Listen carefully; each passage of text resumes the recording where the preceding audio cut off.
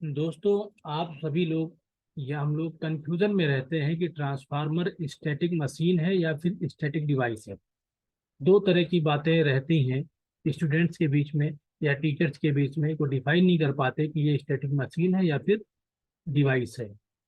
मैं आपको बताता हूँ कि ये दोनों रीजन क्यों इनको मशीन कहा जाता है, क्यों इन्हें डिवाइस कहा जाता है। मशीन की जो परिभाषा होती है कि हम कम वर्क यानी कम एफर्ट लगाकर ज़्यादा बेनिफिट ले सकें, तो उसे मशीन कहते हैं। ट्रांसफार्मर में सेम ऐसा ही होता है कि अगर हम उसको कम वोल्टेज दें तो वो ज़्यादा वोल्टेज देता है, अगर हम उसको ज़्यादा वोल्टेज दें तो कम वोल्टेज कर सकता है। यानी कि हमारे इनपुट को बदल रहा है ज़्यादा में या ज़्यादा को कम में, तो हम कह सकते हैं कि एक मशीन है। यानी हमने इसको अगर 11 किलो वोल्ट की सप्लाई दी है तो ये 440 किलो वोल्ट में चेंज कर रहा है। अगर स्टेप डाउन है, 440 किलो वोल्ट दे रहे हैं तो उसको वो 11 किलो वोल्ट में भी चेंज कर दे रहा है।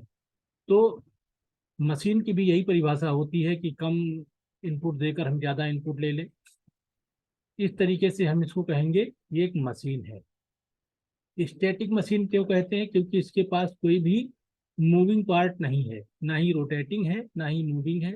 इसी चुपचाप से स्टैटिक पोजीशन में रहती है, स्थिर रहती है, इसलिए इसे हम स्टैटिक मशीन कहते हैं। डिवाइस क्यों कहते हैं?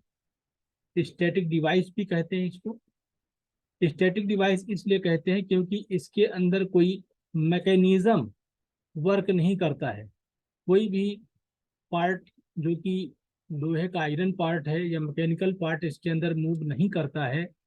ये सिर्फ मैग्नेटिकली कपल्ड होती हैं दो वाइंडिंग्स, और उन मैग्नेटिक कपलिंग की वजह से जो इंडक्शन होता है इसके अंदर, म्यूचुअल इंडक्शन, तो म्यूचुअल इंडक्शन की वजह से इनके अंदर ये वर्क आता है मशीन का।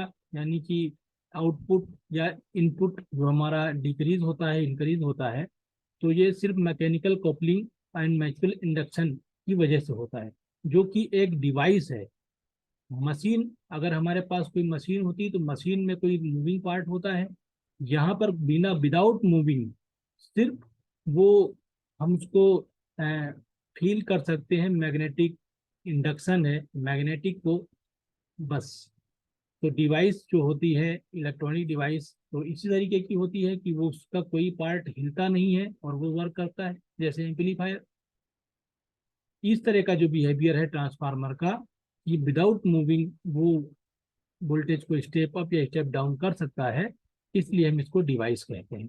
दोनों बातें अपनी अपनी जगह पर सही हैं। अगर हम मैकेनिकल की तरफ से देखें तो वो मशीन भी कह सकते हैं, अगर हम इस साइड पर देखें कि ये डिवाइस है तो दोनों में नो प्रॉब्लम, दोनों चीज़ें आप कह सकते हो। दोनों की परिभाषा से अगर मैच कराओगे तो ये स्टैटिक डिवाइस भी है, अगर हम उसको मशीन से अगर मैच कराएंगे तो फिर स्टैटिक मशीन है। इसलिए हम लोग इसे कभी कभी स्टैटिक डिवाइस कहते हैं या एक स्टैटिक मशीन कहते हैं। दोनों अपनी जगह पर सही हैं, बट कहने का जो तात्पर्य है वो आपको सही से समझ में आना चाहिए कि मशीन क्यों कहते हैं और डिवाइस क्यों कहते हैं, बस। और ये चीज़ समझ लीजिए, इसके अंदर जो हमारे पास चेंजेज आते हैं इनपुट और आउटपुट में, अगर हम इसको पावर दे दें 100 मेगावोल्ट एम्पियर का, 100 मेगावाट एम्पियर का दे दें, एमबीए जिसको कहते हैं, तो आउटपुट में हमें कितना मिलेगा? उस 100 मेगावाट एम्पियर ही मिलेगा। वोल्टेज लेवल आपका कम ज़्यादा हो सकता है, करंट का लेवल कम ज़्यादा हो सकता है स्टेप अप या स्टेप डाउन की कंडीशन में, लेकिन जो पावर रेटिंग है, पावर रेटिंग हमने जितना इसको इनपुट में दिया है उतना ही आउटपुट में मिलेगा। जो फ्रीक्वेंसी है, अगर 50 हर्ट्ज की हमने इनपुट में दिया है तो 50 हर्ट्ज में आउटपुट नहीं मिलेगा। फ्रीक्वेंसी चेंज नहीं होती है, पावर चेंज नहीं होता है, चेंज होता है सिर्फ वोल्टेज एंड करंट का लेवल। पूरी अगर डिफिनेशन समझे तो हम इसको ये कह सकते हैं कि ट्रांसफार्मर एक स्टैटिक डिवाइस या स्टैटिक मशीन है जो कि